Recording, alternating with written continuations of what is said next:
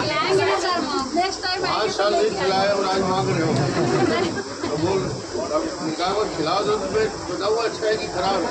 भाई सर खिलाएंगे ना सर। मैं पूछा मिलने आए तो कुछ लाए हो कि नहीं, देखने कुछ भी तो अभी भी नहीं लाए हैं।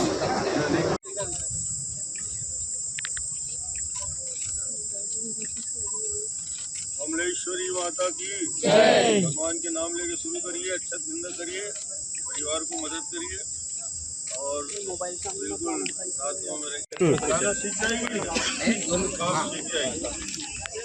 भैया बस स्कूटी चला रहे थे, देख भैया शुरू धीरे धीरे चलाना।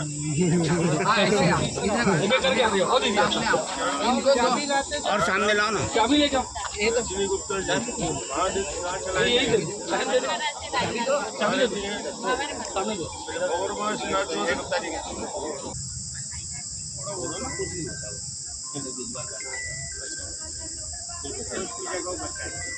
राजनांदगांव जिले में 74 सोसाइटी में 96 उपार्जन केंद्र में धान खरीदी की गई है।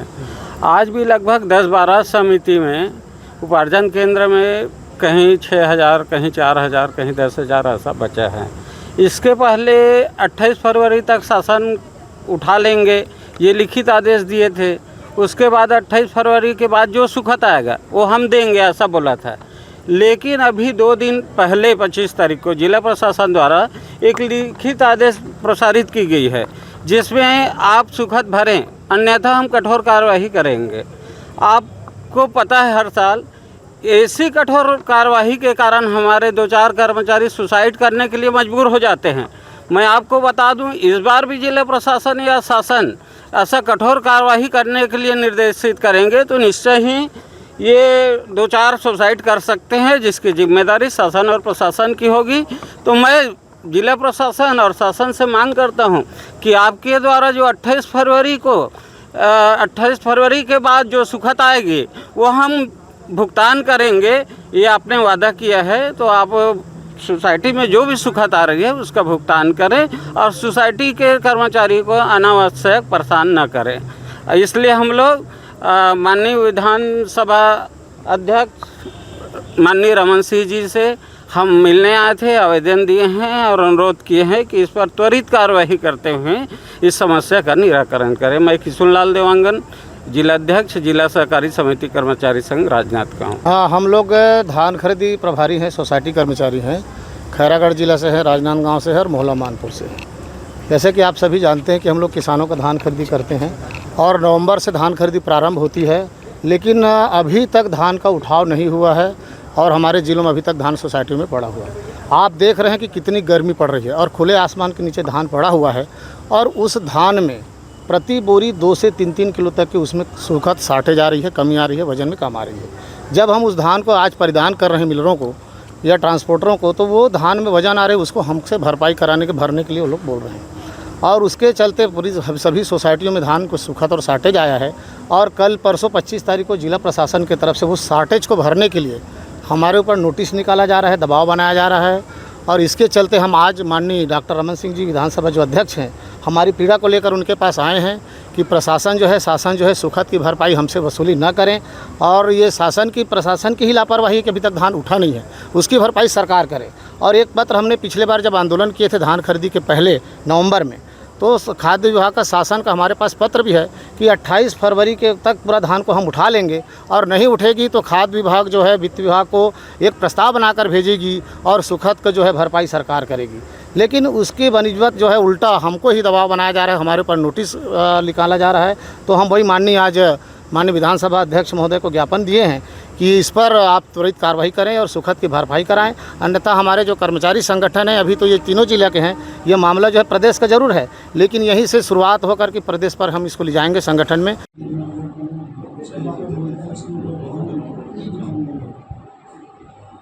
धीरी में ग्रामीण क्षेत्र के कार्यकर्ताओं के साथ बैठक भी थी और वहाँ पे माँ कर्मा की मूर्ति का अनावरण और सामुदायिक भवन का लोकार्पण हुआ। धीरी के आसपास के सभी जनप्रतिनिधि वहाँ उपस्थित थे। काफ़ी दिन से बन के तैयार था और उस क्षेत्र में चूँकि राजनांदगांव के बॉर्डर का आखिरी गांव है हमारा, तो वहाँ काफ़ी देर रह के लोगों से बातचीत किया।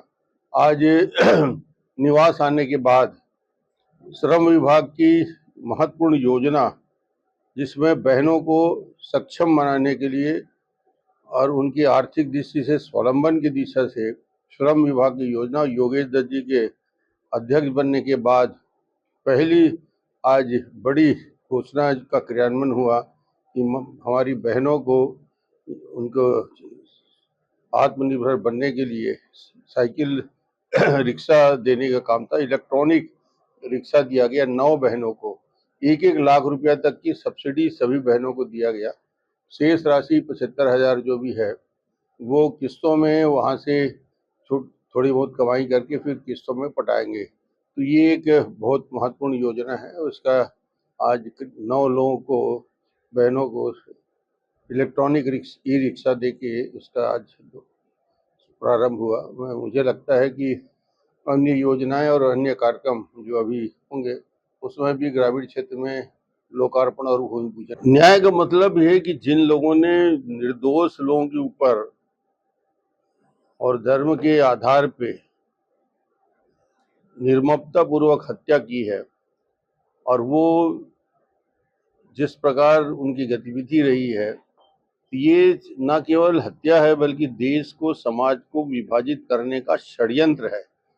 और ये षड्यंत्र पाकिस्तान अपने आतंकवादियों के द्वारा हिंदुस्तान के माहौल को बिगाड़ना चाहता है और देश में विभाजन की दिशा में एक प्रकार से वातावरण बनाना चाहता है। मगर प्रधानमंत्री जी ने कहा है इसको सख्ती से ऐसे लोगों को कुचला जाएगा, इन लोगों के ऊपर कठोर कार्रवाई होगी और निश्चित रूप से ये पूरे देश की जनता भी चाहती है और उस दिशा में कोशिश प्रारंभ हो गया। देखिए 3 राज्यों के बीच का है और अलग अलग करीब 8 से 10 हज़ार हमारे अलग अलग फोर्स वहाँ पे मौजूद हैं और स्थानीय पुलिस भी है, उड़ीसा के भी हैं, झारखंड के भी, तेलंगाना के भी हैं, छत्तीसगढ़ के भी हैं।